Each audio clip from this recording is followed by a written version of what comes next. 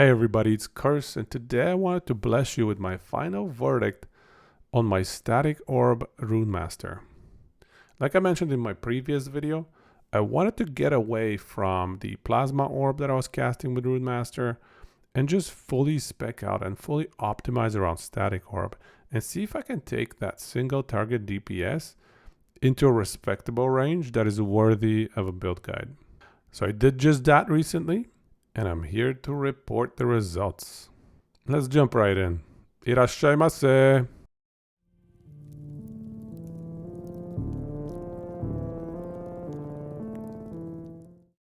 So I truly believe that Static Orb is one of the most spectacular skills in the game.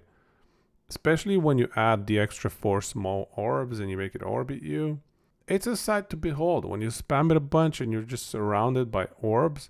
All of them flickering with lightning, zapping everything in their path, following you as you traverse the entire map in no time. It's a really aesthetically pleasing skill to use. On top of that, this skill used to be a juggernaut. About a year, maybe 2 years ago, around the time it first came out, it did ridiculous amounts of crit damage, and it was pretty cheap. However, it got hit by the nerf bat, and the mana cost became a little bit unpalatable. Later on, I shared a static orb static ground build that was used to reach 6,000 corruption recently by some Joko, somebody with tremendous patience and dedication. And unfortunately, that brought the wrong kind of attention. And the nerf bat came knocking once again. And it completely decimated static orb static ground build. And at that point, Static Orb was pretty much relegated to a mediocre trash killing skill. With the introduction of 0.92 and Runemaster, I was really hopeful to revive this skill. One of my favorite skills in the game, as you already know based on my Static Orb Static Ground devotion over the years. So I brainstormed and optimized as much as I could around having Static Orb as my main DPS tool. The skill itself deals with trash mobs fairly well, so it's pretty good in monoliths. It's definitely a solid monolith skill to use. However, against single target, it is fairly bad. Even if you stack a lot of crit multi, get 100% crit chance, tons of cast speed, and let's say you have infinite mana to cast it all day long against a boss like Julra, it's still going to take a while to kill her. And that is despite hitting her so many times with all of the little orbs and the big orb and the explosion of the big orb. It's primarily due to the lack of strong damage multipliers in the skill tree if you choose to go the orbiting path. So anyway, let me show you what I'm talking about. Check out this tier 4 Julra fight. Okay, let's do this.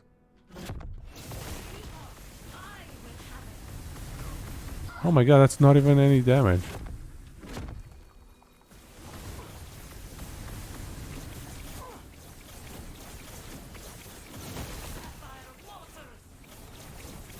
Whoa, that was quite a bit of damage. Let's just go here and kill these things.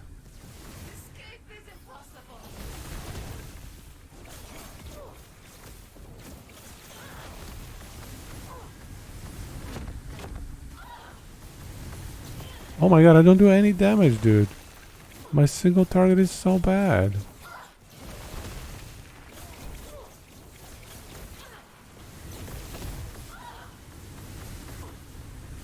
Okay, at least I can tank her stuff.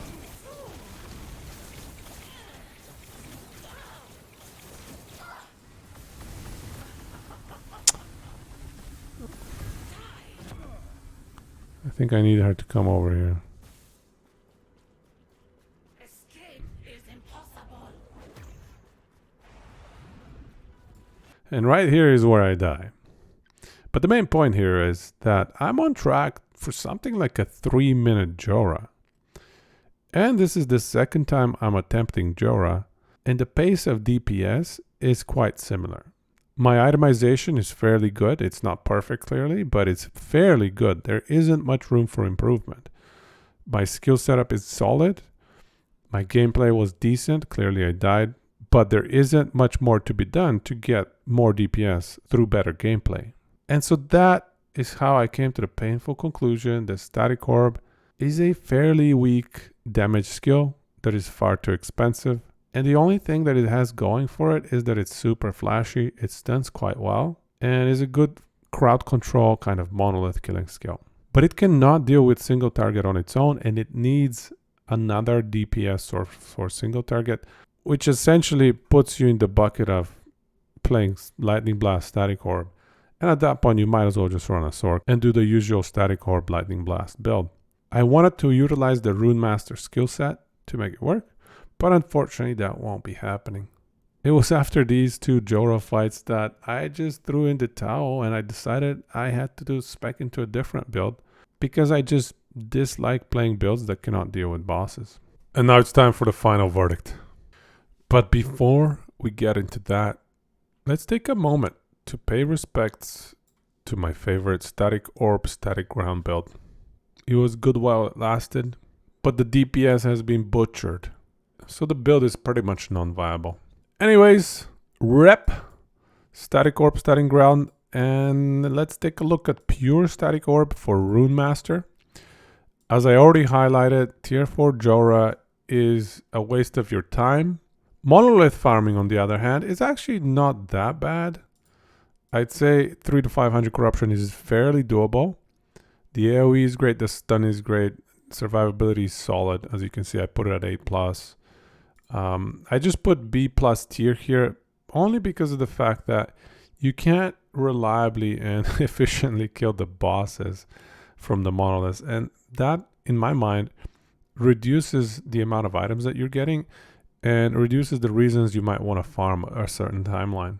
But if you want to run a timeline where you absolutely don't care about the drops from the timeline boss, I would say this is a solid build to do that.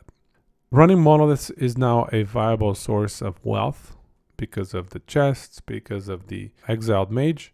So yeah, definitely consider it. Multiplayer utility, B, I don't see too much value. I mean, some of the Runemaster skills have some multiplayer utility, but at the end of the day, when you're dragging down everybody's single target kill speed, that is actually a negative multiplayer utility, I'm going to say. So we'll leave it at B. Cost to itemize. This is probably one of the greatest and areas where this build shines. It's fairly easy to itemize, so I put it at S. And the final tier. It looks like I made up a brand new tier, B-. This is for me a nicer way of saying F. I didn't want to put it at F, but it's not B- worthy either, just because of the poor single target performance. So I just said B-. I don't even know what that means, to be honest with you. But to summarize, this build is good for monolith farming if you don't care about killing the boss, and possibly for early on in a season, or if you're farming a sorcerer from scratch and you don't have many sorcerer items, this is a good build to try out. But otherwise, stay away until EHG buff the skill a little bit, either by reducing the mana cost, I think that would be one reasonable way, or by changing how some of the skill descriptions read. For example, Overcharged Detonation now no longer works with Static Ground, and it also doesn't work with Orbital Fulmination. So the use cases for it are quickly diminishing. Anyway, that's my final verdict. And now let me just talk about what's next for the channel and what build I'm thinking about trying out next, because I honestly feel like I'm owing you guys a build guide. I haven't done a proper build guide in so long. A lot of build showcases and various other things, but yeah, we need to get to a point where I actually can kill Julra in under 30 seconds is what I want, while having really good tankiness and being able to push 400 or 500 corruption easy. That's what I'm looking for with my next build guide. And I might have found something that can accomplish just that. From the depths of despair that Static Orb sent me into, I emerged to discover a newfound joy in Glyph of Dominion Ignite. Special thanks to Niche for recommending me that build. It reminds me of Static Orb in a lot of different ways. In the fact that it's elemental damage over time, you plop it on the ground and kite enemies around while encouraging them to enter your glyph that spells their inevitable doom. But enough about that. I'll tell you more about it in a future video. Honestly though, if you made it this far, thank you. Once again, sorry I don't have a proper full build guide. Just a final verdict. Things didn't work out the way I wanted them to, and that's okay. We keep going. Love y'all. If you enjoyed the video, like and subscribe. Or you could join me on Twitch to witness the progress with the new build that I'm trying and see whether I can hit those benchmarks that I mentioned earlier for a wholesome build. Anyways, take it easy and gochiso sama deshita.